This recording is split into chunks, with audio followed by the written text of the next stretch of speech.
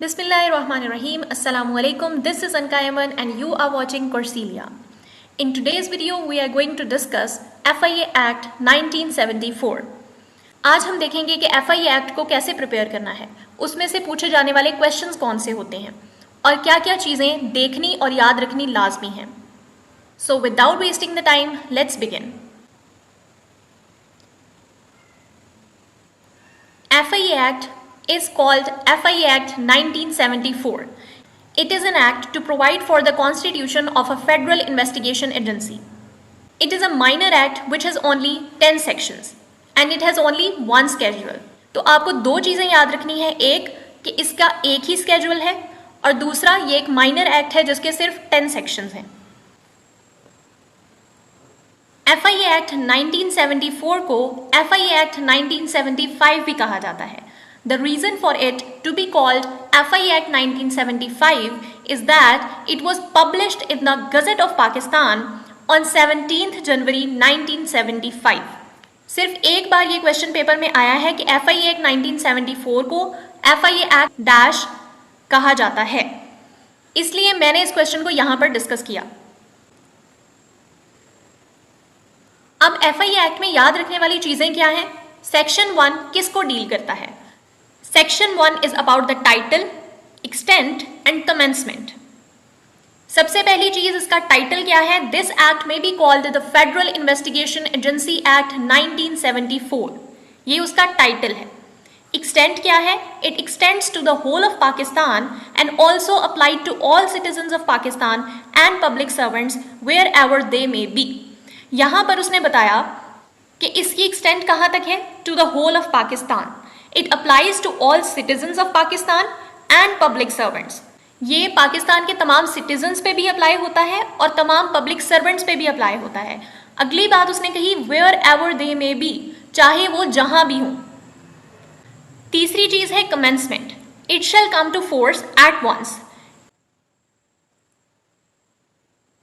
Section 2 is about definitions. इस section में definitions बताई गई हैं.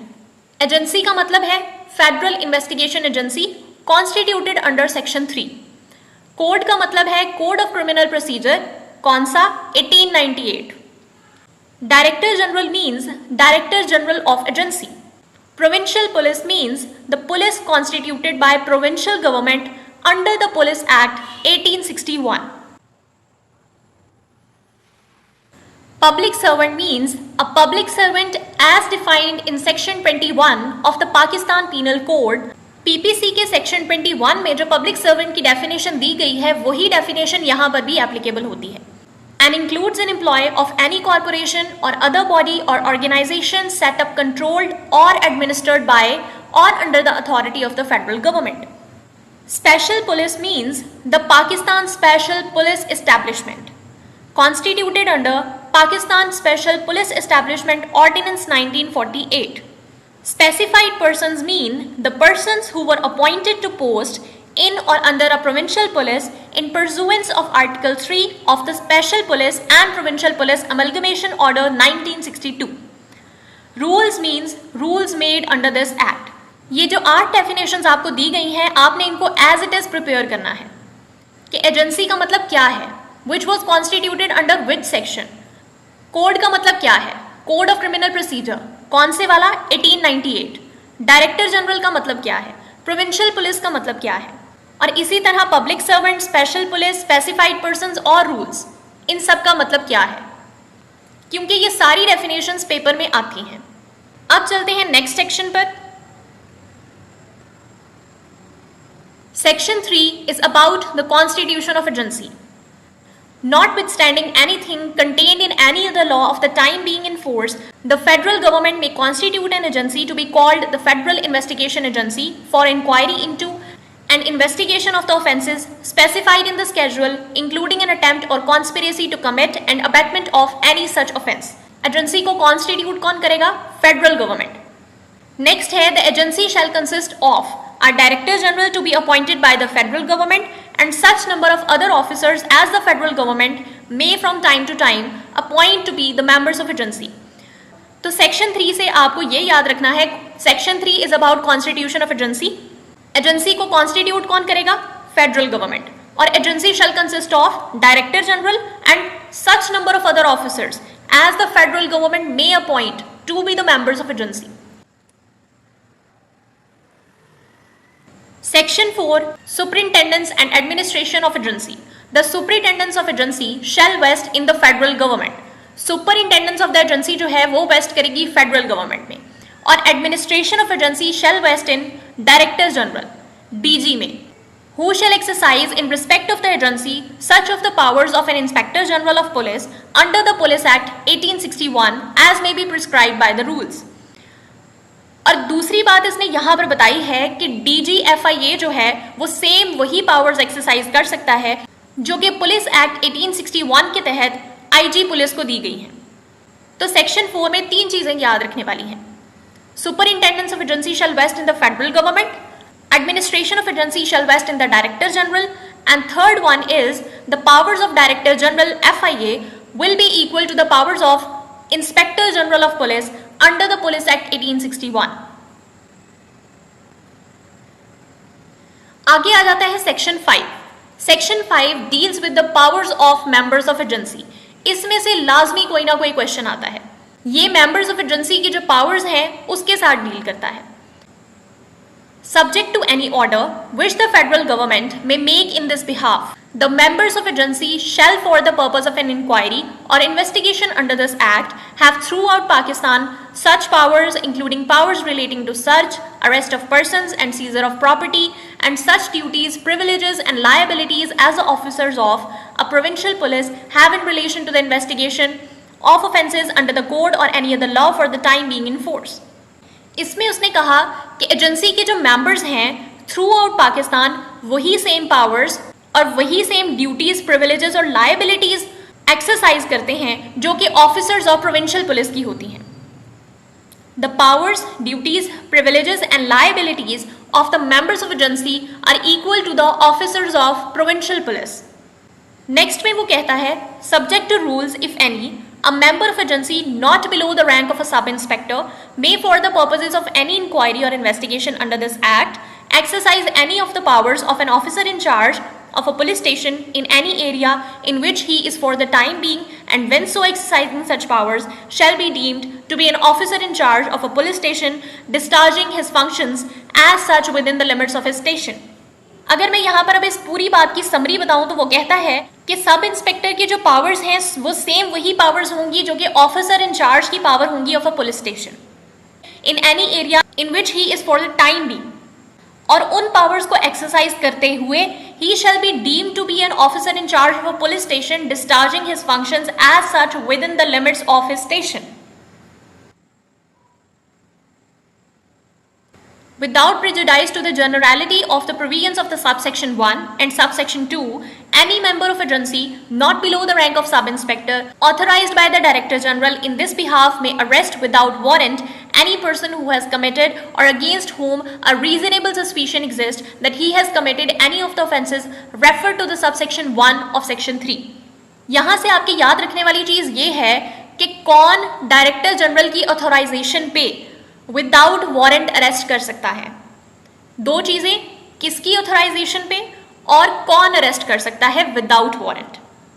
Any member of agency not below the rank of sub inspector authorised by the director general in this behalf may arrest without warrant any person who has committed or against whom a reasonable suspicion exists that he has committed any of the offences referred to the subsection 1 of section 3. Next देखते हैं.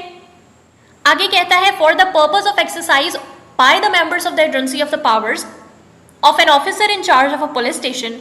Police station includes any place declared generally or specially by the federal government to be a police station within the meaning of the code. If in the opinion of a member of agency conducting an investigation, any property which is a subject matter of investigation is likely to be removed, transferred or otherwise disposed of before an order of the appropriate authority for its seizure is obtained, such member may by order in writing direct the owner or any person who is for the time being possession thereof not to remove transfer, or otherwise dispose of such property in any manner except with the previous permission of that member, and such order shall be subject to any order made by the court having jurisdiction in the matter. इसमें बताया गया है कि अगर किसी appropriate authority ने किसी property को सीज किया है which is the subject matter of investigation, और उसको not to be removed, transferred और डिस्पोज ऑफ का ऑर्डर किया है, तो जो ओनर ऑफ द पोजेशन होगा वो तब तक उस प्रॉपर्टी को रिमूव, ट्रांसफर या डिस्पोज ऑफ नहीं कर सकता जब तक कि उस पर्टिकुलर अथॉरिटी की, उस पर्टिकुलर मेंबर की परमिशन ना आए. And such order shall be subject to any order made by the court having jurisdiction in the matter. और अगर इस सब की कॉन्ट्रावेंशन होती है, that will be punishable with rigorous imprisonment for a term which may extend to 1 year or with fine or with both. तो आपने यहां पर सजा याद रखनी है. अब ये जो सेक्शन है 5A, ये इंपॉर्टेंट है. ए का मतलब है amendment. Certain officers of the agency deemed to be public prosecutors, notwithstanding anything contained in any order, law for the time being in force, the assistant director legal and the deputy director's law of agency shall be deemed to be public prosecutors and shall be competent to institute and conduct any proceedings in cases sent up for trial by the agency in the special courts constituted under any law and the courts subordinate to the high court. Question पूछा जा सकता है कि कौन से लोग हैं जो कि पब्लिक प्रोसिक्यूटर्स के इक्वल हैं. तो जो एडी लीगल है और डीडी लॉ है या डीडी लीगल है, they shall be deemed to be the public prosecutors and they shall be competent to institute and conduct any proceedings in the special court. एक बार ये क्वेश्चन आया था कि ये जो एडी लीगल है और deputy director law of agency है, ये कहां पर इंस्टीट्यूट और कंडक्ट कर सकते हैं प्रोसीडिंग्स को. ऑप्शंस थे high court, magistrate court, special court etcetera. तो आंसर आपने याद रखना है कि स्पेशल कोर्ट में. और ये जो 5A है, it was added through FIA amendment ordinance 2002. Section 6 आ जाता है power to amend the schedule. किसके पास स्केड्यूल को अमेंड करने की पावर है? फेडरल गवर्नमेंट के पास. The federal government may by notification in the official gazette amend the schedule. Section 7 delegation of powers. The Director General may, by order in writing, direct that all or any of his powers under this Act or the rules shall, subject to such conditions, if any, as may be specified in the order, be exercisable also by any member of the agency so specified.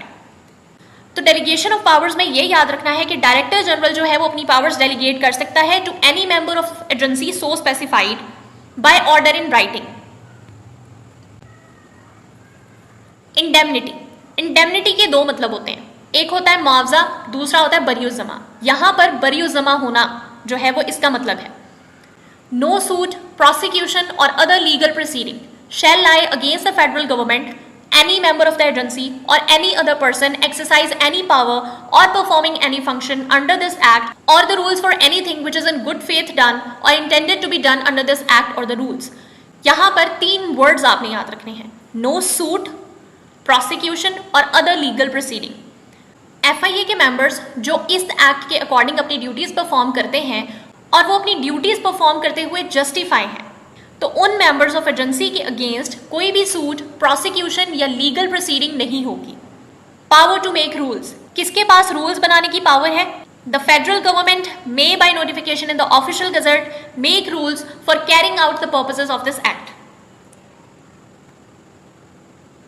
इसके अलावा बताया गया है कि particularly such rules में provide for all और any of the following matters, namely the terms and conditions of service of Director General and other members of agency and qualifications for recruitment to various posts, the powers and functions of the members of agency in relation to the conduct of inquiries and investigations, the nature and extent of assistance with the agency may provide to provincial investigating agencies, the powers of IG of police under the Police Act which shall be exercisable by the Director General, and the manner in which the rewards may be given to the members of agency or of the public for rendering commendable services.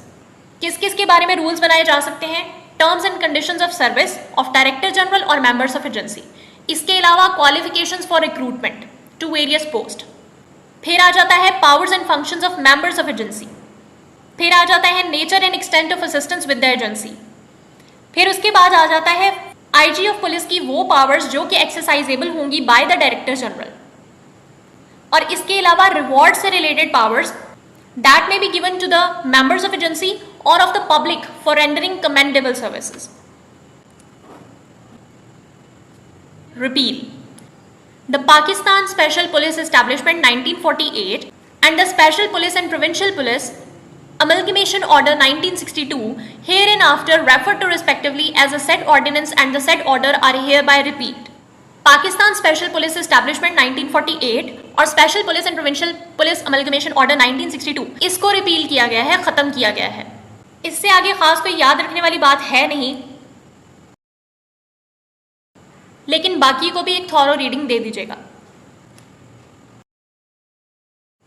और यहां खत्म होता है हमारा FIA act 1974। I hope so कि आपको FIA act 1974 अच्छे से समझ आ गया होगा। लास्ट पे इस पूरे एक्ट को समरी की फॉर्म में रिपीट कर देती हूँ। इसका एक स्केड्यूल है, ये माइनर एक्ट है जिसके 10 सेक्शंस होते हैं। FIA एक्ट 1974 को FIA एक्ट 1975 भी कहा जाता है। क्यों कहा जाता है? क्योंकि ये 17 जनवरी 1975 को गजट में पब्लिश हुआ था। इसके अलावा इसके सेक्शंस को आपने इस तरह से याद रखना है कि सेक्शन 1 किसको डील करता है, 2 किसको डील करता है, 3 किसके बारे में है, 4 किसके बारे में है, और इसी तरह से आपने 10 याद रख लेने हैं। फिर आपने ये याद रखना है कि हर सेक्शन के अंदर क्या बात बताई गई है। डेफिनेशंस आपने अच्छी तरह याद कर लेनी है। उसके अलावा आपने ये याद रखना है कि किस मेंबर की जो पावर है वो किसके इक्वल होती है, कौन वारंट के बगैर अरेस्ट कर सकता है, who are deem to be public prosecutors, कौन सी कोर्ट में जो है वो प्रोसिक्यूट करते हैं, इंडेमनिटी क्या है, रिपील में क्या आएगा, ये सब कुछ आपको याद रखना है। FIA एक्ट लाजमी प्रिपेयर करके जाइएगा, क्योंकि अगर आपने FIA एक्ट याद किया होगा तो आपको 15 मार्क्स आसानी से मिल जाएंगे। For more videos related to the preparation of FIA, subscribe my channel and stay tuned. Thank you. Allah Hafiz.